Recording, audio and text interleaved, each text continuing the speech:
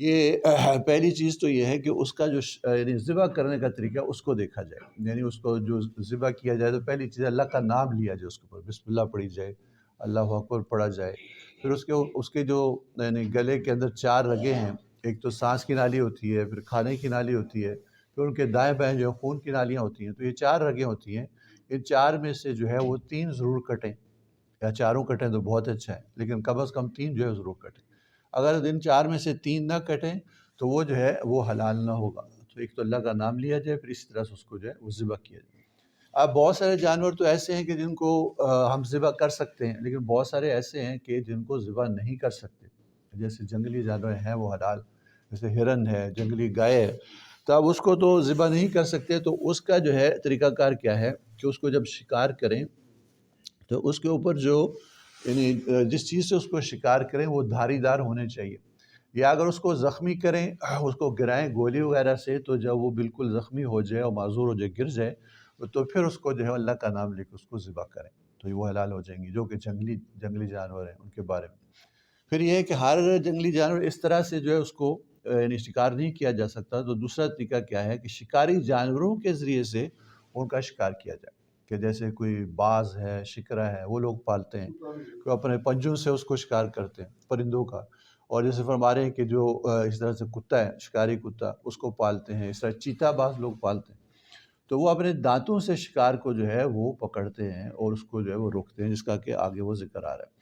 تو یہ مختلف طریقے ہیں جس سے کہ گوشت جو ہے وہ انسان جو اس کو کھاتا ہے تو طیب بنتا ہے، کہ پہلے وہ اپنی ذات سے ہی طیب ہو، اور پھر جو طریقہ اس کو ذبح کرنے کا اختیار کیا جائے اس میں اللہ کا نام لیا جائے،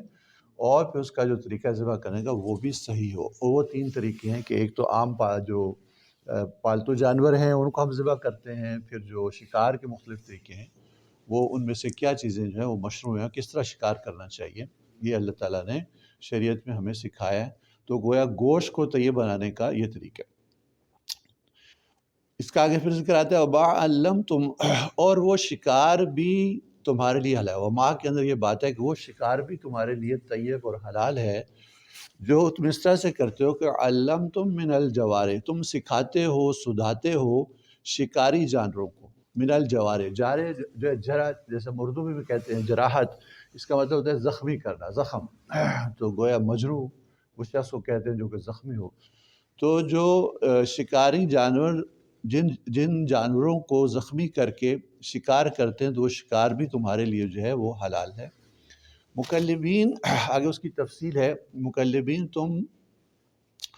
ان کو سکھاتے ہو، یعنی ان شکاری جانوروں کو، الجوارح کو تم سکھاتے ہو، تعلمونہن، جو اللہ تعالیٰ نے،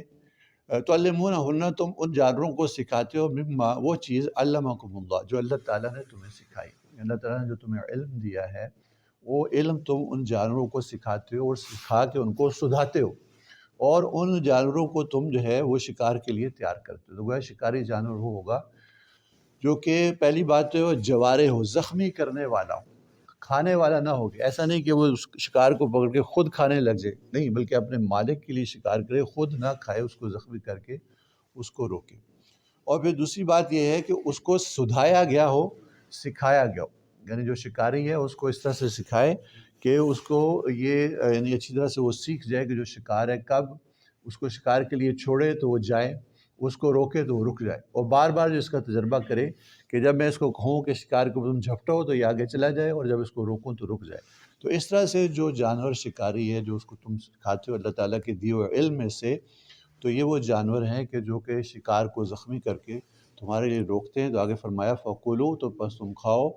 مما امسکنا علیکم، اس چیز میں سے یا اس شکار میں سے، امسکنا، ان جانوروں نے روک لیا ہے، علیکم، تمہارے لیے، یعنی روک لیا ہے، زخمی کر دیا ہے، لیکن کھایا نہیں ہے، اور تمہارے لیے پکڑ کے وہ لے آئے۔ اگر جب وہ پکڑ کے لے آئے ہیں اور وہ شکار جو اس کے اندر جان باقی ہے تو اب تم اس کو ذبح کر لو، لیکن اگر اس کے اندر جان باقی نہیں ہے، وہ مر بھی گیا ہے، تو بھی وہ تمہارے لیے حلال ہے، بشرطے کہ تم نے اللہ کا نام لے کے اس کو چھوڑا ہو، جس کا ذکر آ گیا ہے۔ وَاذْكُرُوا اسْمَ اللَّهِ عَلَيْهِ، تو اللہ تعالیٰ کا نام لو اس پر، یعنی اس جانور پر، جب اس کو تم شکار کے لیے چھوڑو، یعنی بسم اللہ، اللہ اکبر کہہ کے اس شکاری کتے کو شکار کے لیے چھوڑو، اور اگر وہ شکار کو زخمی کرے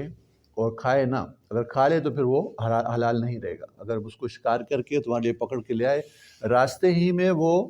مر جائے تو بھی تمہارے لیے وہ حلال ہے، اور اگر اس کے اندر کوئی جان باقی ہو تو جب تمہارے پاس آئے تو اس کو تم ذبح کر لو۔ تو گویا ذبح اختیاری ہے کہ اگر وہ زندہ ہے تو اس کو ذبح کر لو، اللہ کا نام، اس شکاری جانور کو چھوڑتے ہوئے بھی اللہ کا نام لو، اور اگر اس کے اندر جان ہو تو اللہ کا نام لے کے اس کو ذبح کرو۔ واتقوا اللہ، اور جیسے ہر حکم کے اخیر میں اس بات کی طرف جو ہے یعنی توجہ دلائی جاتی ہے کہ اللہ تعالیٰ کا تقوی، اس کی خشیت، اس کا ڈر جو ہے وہ دل کے اندر رکھو۔ کوئی بھی حکم جو ہے اس کی بنیاد کیا ہے؟ اللہ تعالیٰ کا تقوی اور خشیت، کہ اپنے دلوں کے اندر اللہ کا تقوی رکھو۔ ان اللہ سریع الحساب، یقین اللہ تعالیٰ جلد حساب لینے والے ہیں، یعنی اس بات کو بھی ذہن میں رکھو تاکہ تمہارا عمل جو ہے ایسا ہو کہ اللہ کے سامنے تم جو ہے وہ حساب دینے کے قابل ہو۔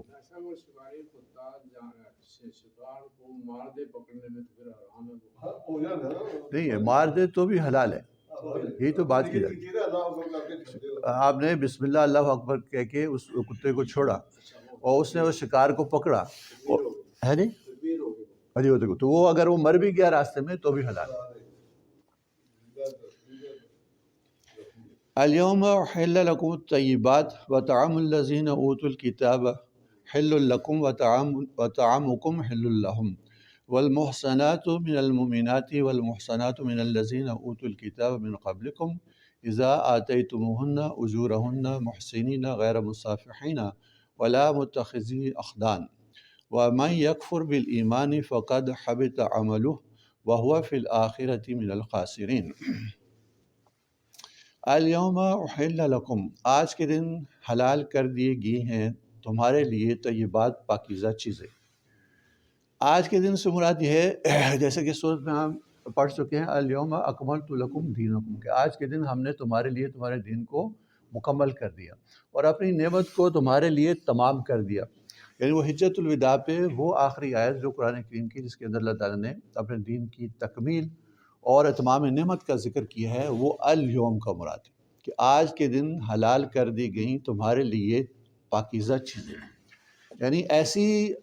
اس طور سے حلال کر دی گئیں کہ اب وہ حرام نہ ہوں گی، یعنی ان کی حلت کے اندر کوئی نسخ نہ آئے گا۔ چونکہ قرآن کریم کے اندر جو ہے بعض ایسے حکم ہیں